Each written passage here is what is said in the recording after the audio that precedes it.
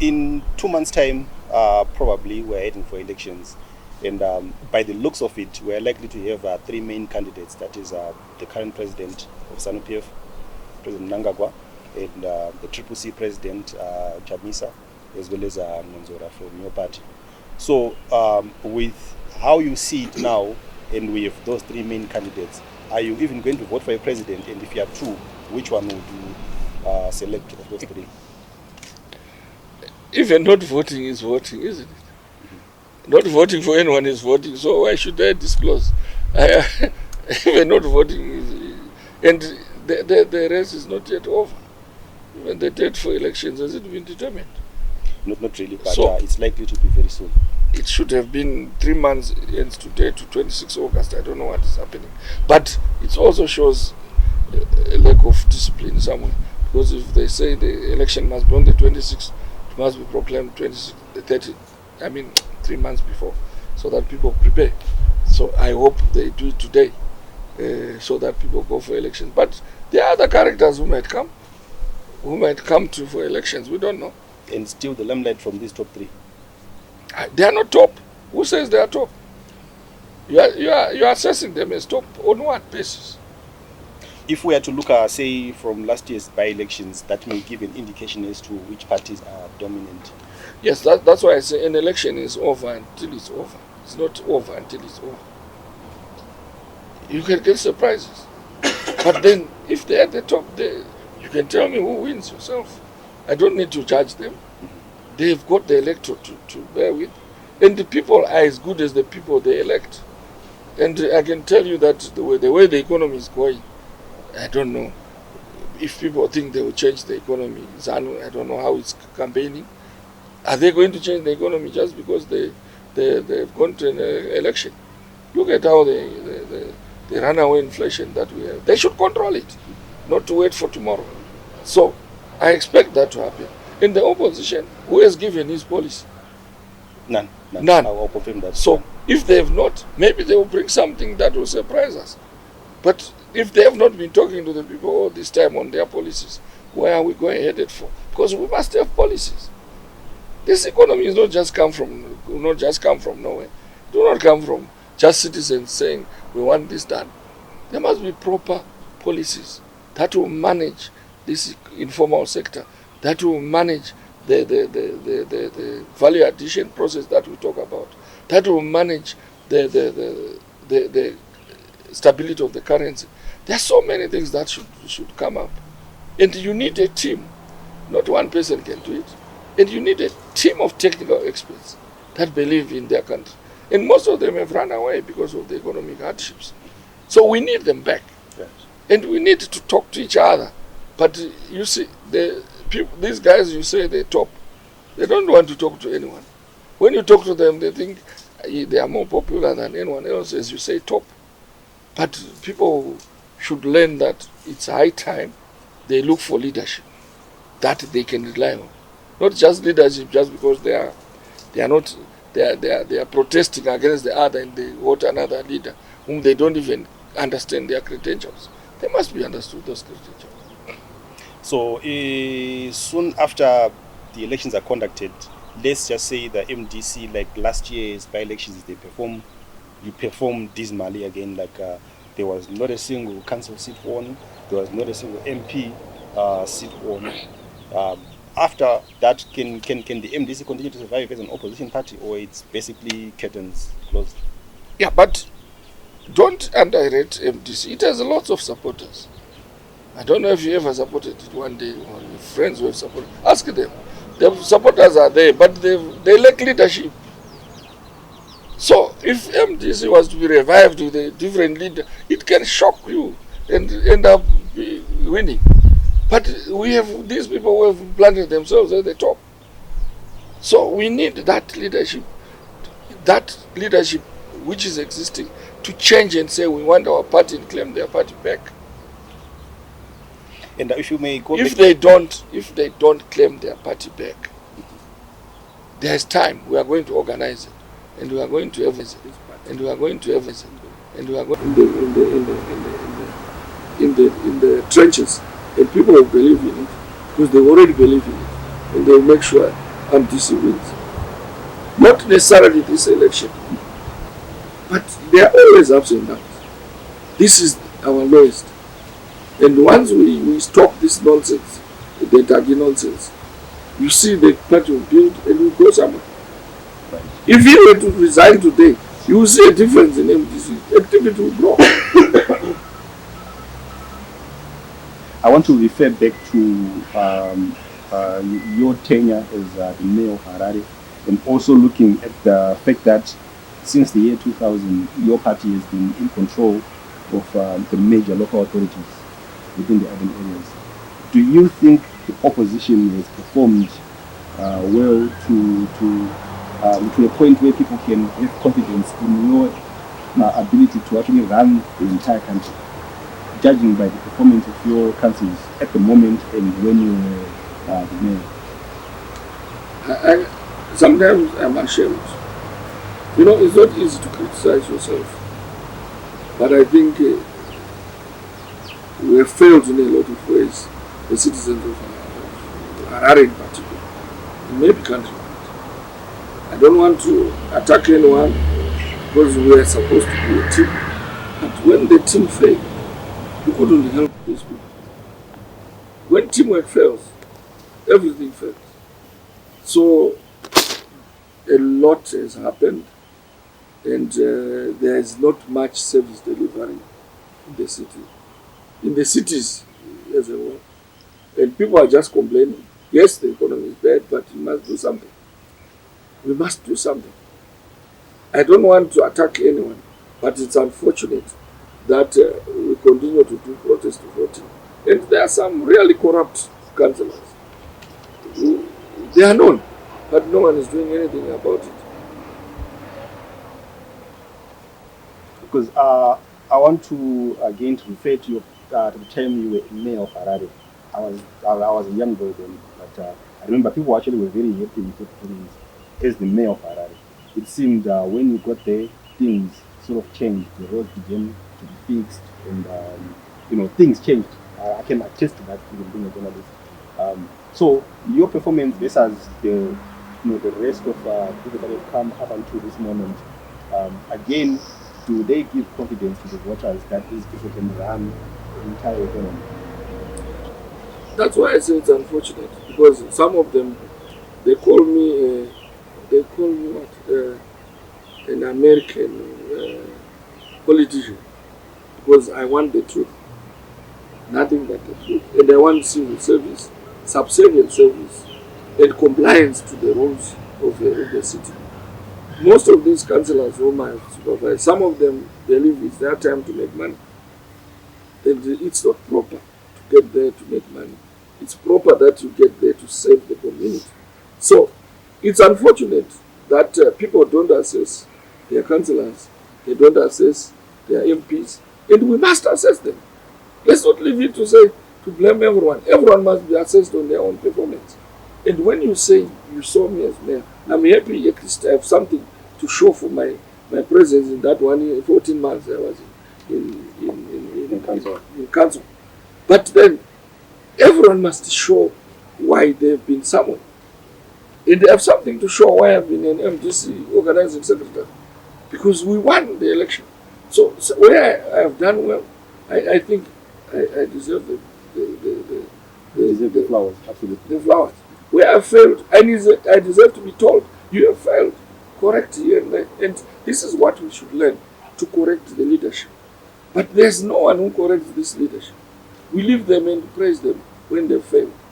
I don't think it's proper. And it's also part of a challenge in our journalism, in our technocrats.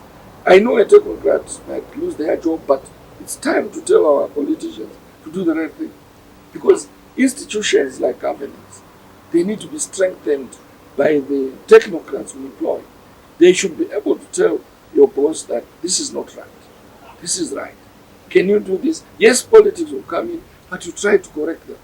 And this is the government we are looking for. If we cannot correct our seniors, like we want to correct Douglas Montora, for instance, and people think we are just one power, we want to correct an institution first before we even claim to win the 2023 elections. We want to correct that. And we must work towards that. Every Zimbabwean must realize that he has a duty to check on your leader whether they can do anything. If they can't, why vote them in? Look for candidates who can work and make sure your life changes. And look how the economy has changed. A lot of people don't even know why they are going to campaign, or how they are going to campaign, and for what. They think they are in it for money or for a car or something. Ask them, all those candidates, go and ask them what they want to do. They will tell you that I'll bring electricity. Where do they get it from? They'll be just talking. There's need for proper governance, and the institutions must be strong enough to checks and balances. Then this is what we learn. But looking at the current state of the economy, if today Engineer Mudzuri was to be the president of the country, what would you do immediately to solve the current economic situation, looking at the rate it's plummeting continuously? There is a lot that you can do. But, change is not easy with the culture that is there. But what you should look at is, we have already looked at the informal sector. That is where everything is happening. And the government has legitimized informality in currencies. Because how do you end up having only money in one swipe is in RTGS. One other thing is RTGS is also on the phone. The US dollar is in its own account. This one. Which country have you seen doing that? How do you marry the two currencies? How do they come together? So we need to change that. We need to look at how to balance our currency so that people have confidence, number one. Number two, we need to value add our products and make sure we genuinely pay our people. Our people are not getting reward for their hard work.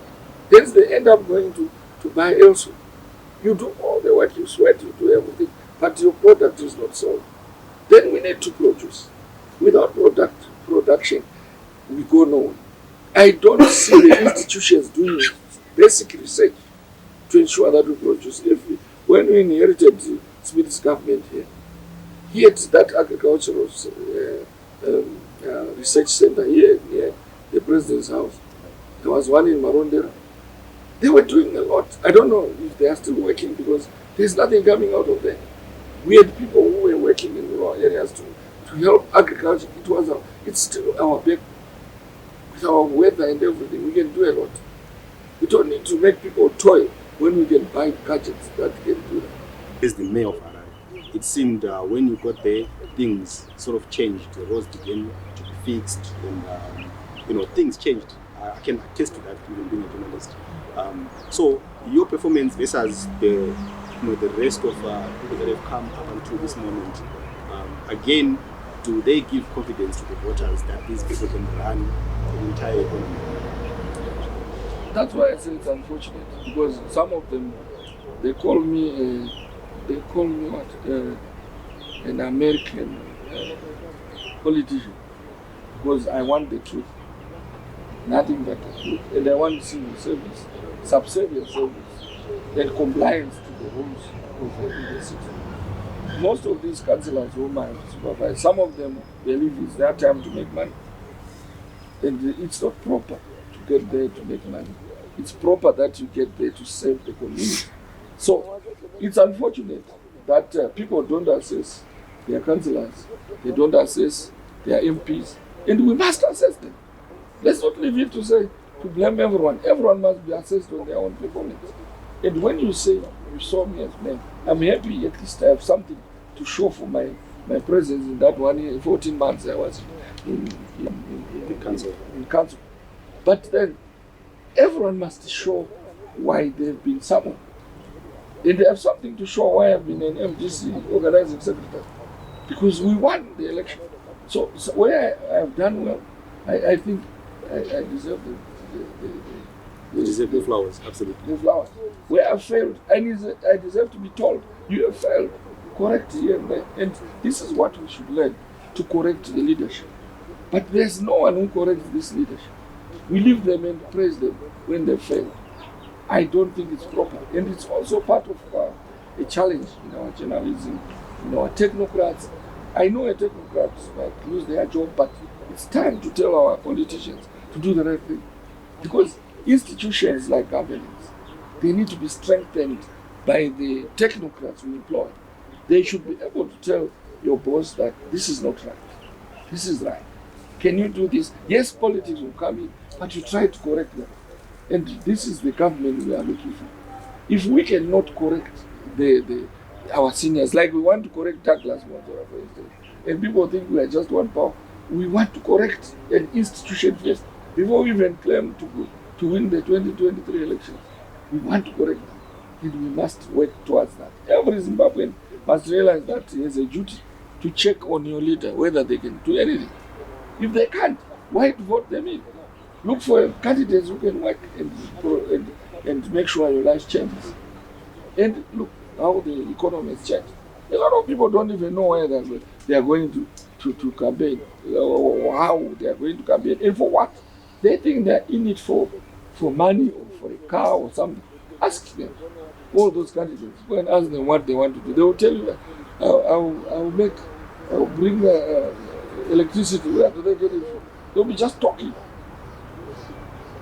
There's need for proper governance, and the institutions must be strong enough to check for checks and balances. And this is what we need. But looking at the current state of the economy, if today Engineer Mudzuri was to be the president of the country, what would you do immediately to solve the current economic situation, looking at the rate it's plummeting continuously? There is a lot that you can do.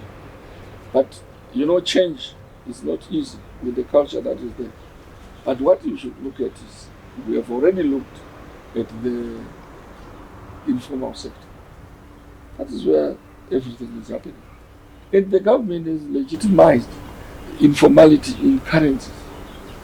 Because how do you end up having only money in one swipe is in RTGS, one other thing is RTGS is also on the phone.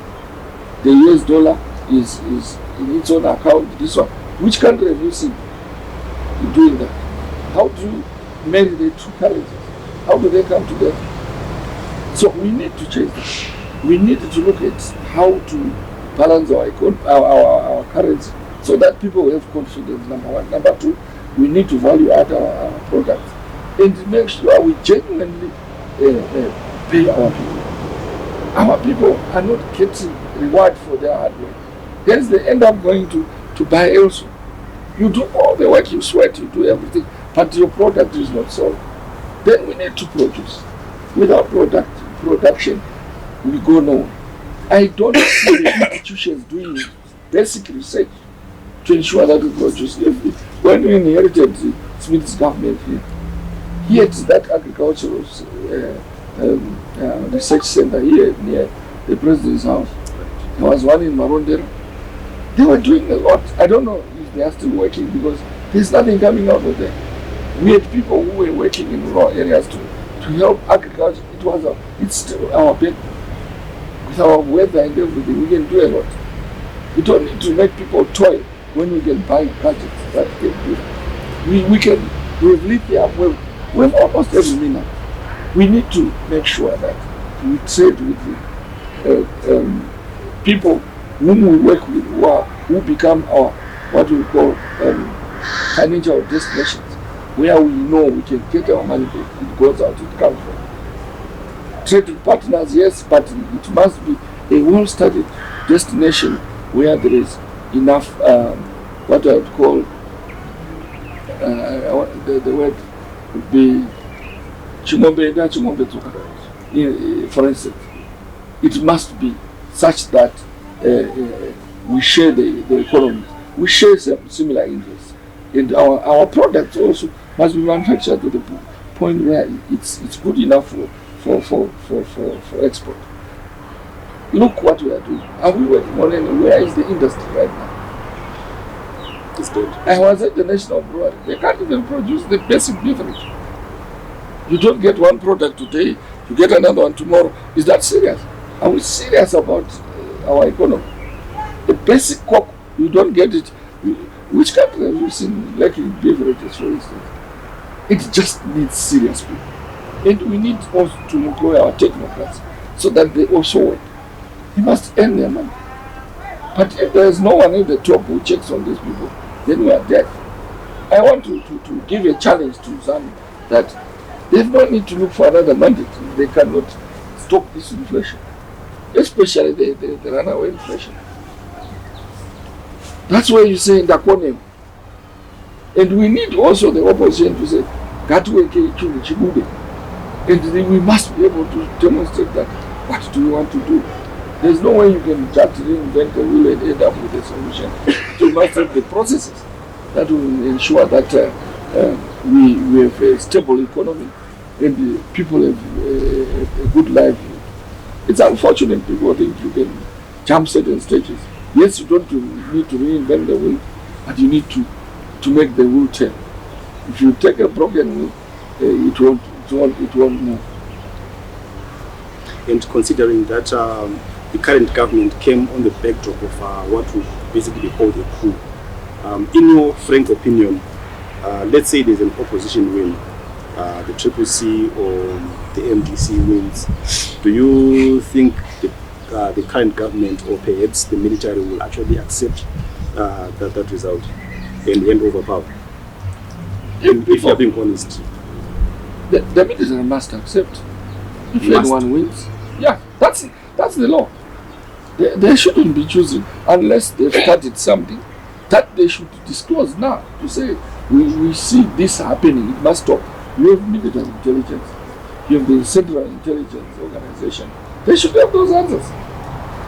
If they don't have any reason to say they don't know what is happening, even in the market where they are selling. They don't know who is selling money in Copacabana. I think they don't know. They know everything. So they just don't want to do anything to stop it. They know everyone who is doing black marketing. They know everyone who is stealing the money. But they are doing nothing about it. So they are not fit to rule. And the opposition, when it takes over, it must stop those dark dealings. They must open dealings. The country is for us. The dark dealings must be stopped. And I have three final questions, Engineer Mudzuri, for the sake of your time. The first one is not a question per se, but perhaps if today you were to advise President Nelson Chamisa of the CCC, what would you say to him? What's your word of advice? My first advice is we have worked together in the past. We must talk about what's happening, but you cannot go far without structure. You can run this thing, but people talk. You must make sure you have structures that strengthen you. This tree needs a trunk and roots. Without those, no matter how much you flourish, you will die. Without those, it is not doing much. And what we need in any leadership, not just Nelson, is you must have your own donors in who advise you. And those people must be genuine. They must be able to tell you the truth. They say you must talk truth to power.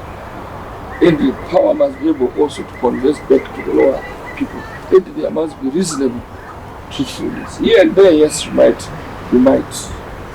lie, but don't get into a slip and slope where you are just lying every day and think you get solutions. Solutions don't come from lies. That's why we engineers, sometimes we are seen as if we are too blunt, because we are looking for answers. We are looking for direct answers. There is no way you move that car when the fan belt is bent, it's broken. So you need once you need a fan belt, put a fan belt. Don't look for, because you are money some socks. You don't get far.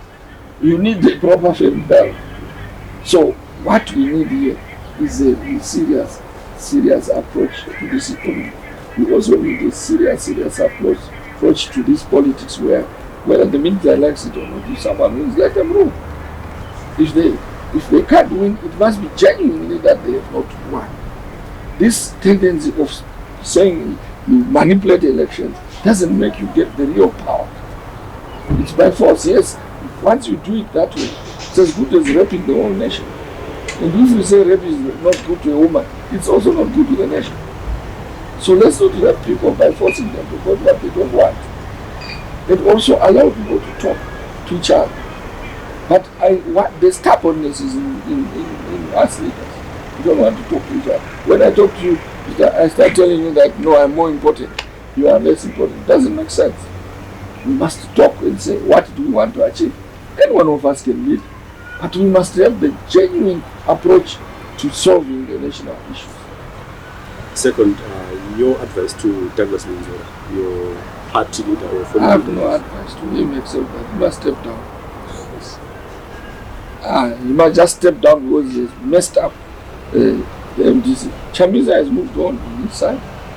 He must step down and allow MDC to, no matter how small or big it is, he has not done any effort to make sure we build the party. And once you're at the top, you bully everyone else at the bottom. And that culture is not good.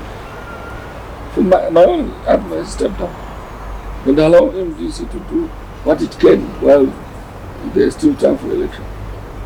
And thirdly, your advice to President Mnangagwa. President Mnangagwa, I think he must be serious about this economy and the corruption. You know, certain things must be stopped. Not to say I'm trying. You can't try when you are running a country. You must stop them, and he must stop them. There's nothing that makes him look good and seek another mandate when he cannot stop this runaway inflation, as I've said before. Number two, when you have no job you have created. Yes, self-employment, you say it's a job. Yes, but it's not a job. Where is the value addition? You can't concentrate on handouts. Handouts will make people lazy. Yes, you must give people when they are hungry. When there is a drought, you must aid your people. But where are the real social safety nets? You go to Baranya, you will not get the relief you want. They want money. I'm now 66 years old. I'm not supposed to pay at any hospital. They will make me pay. Isn't it? Yeah. But the law says this. It does the opposite. So what sort of country are you running? You can't run a country of lies. So, you know, when you fail, you must accept. And say, maybe I should give someone a chance. And make sure that the succession is proper. Not in the country. It's no longer about the country. He must give succession first to his party if he thinks someone can do it. Not even if he thinks people must be able to choose him.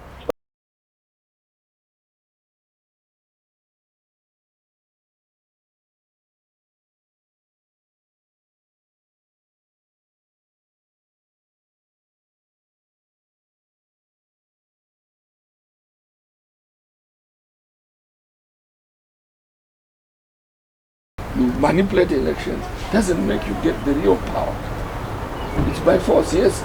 Once you do it that way, it's as good as raping the whole nation. And if you say rape is not good to a woman, it's also not good to the nation. So let's not rape people by forcing them to vote what they don't want.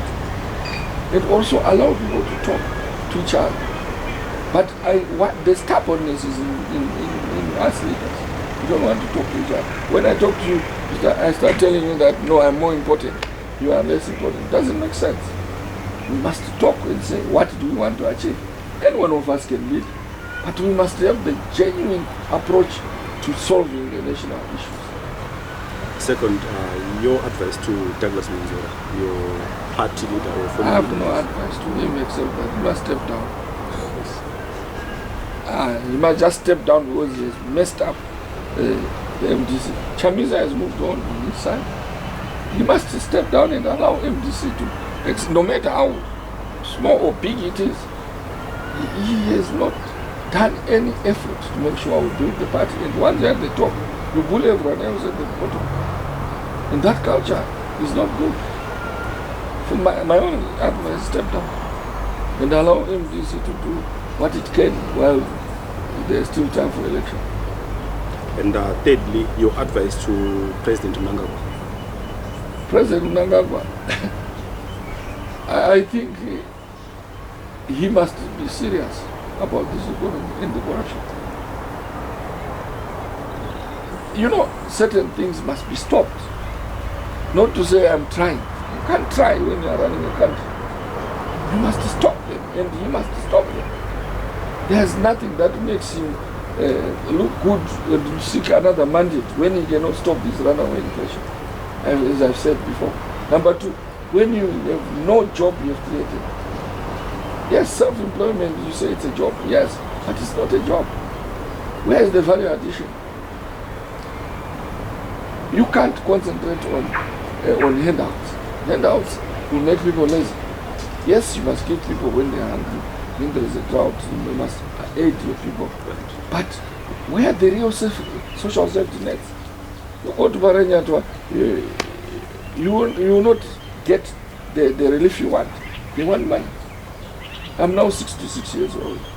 I'm not supposed to pay at any hospital. They will make me pay. Isn't it? Yeah. But the law says this, it does the opposite. So what sort of country are you running? You can't run a country of lies.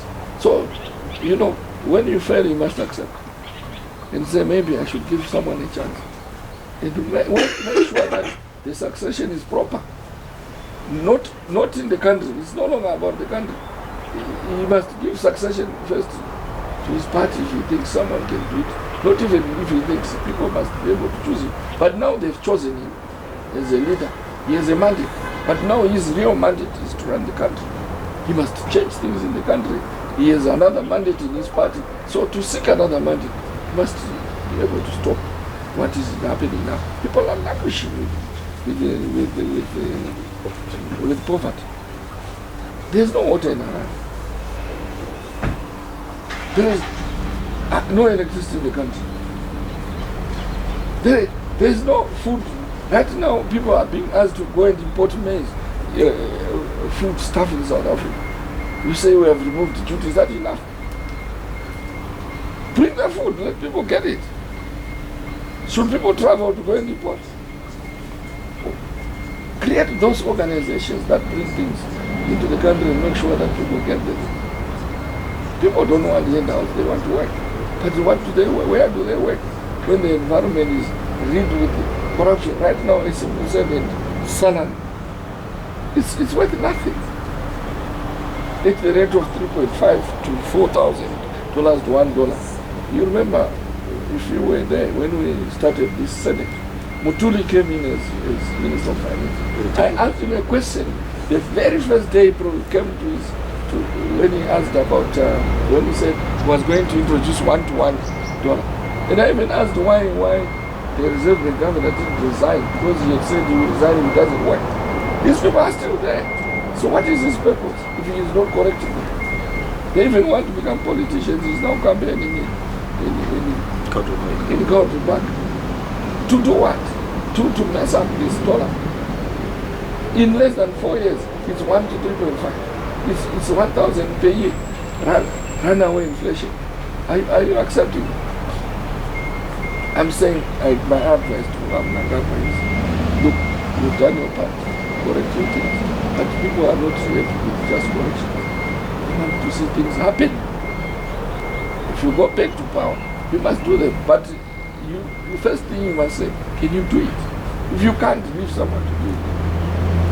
And lastly, your word of advice to all the Zimbabweans generally. Your message to Zimbabwe. Zimbabweans think God will save them. They are as bad as the politicians they choose. Right now an election is coming. There is no mood for an election, yes, because maybe they don't see the vote. But they must start talking about how best they look for their leadership. You must also craft something you want to see happening. I don't see that debate in any place, public place. You start it, people don't shun away from discussing their future. They don't want to talk about it.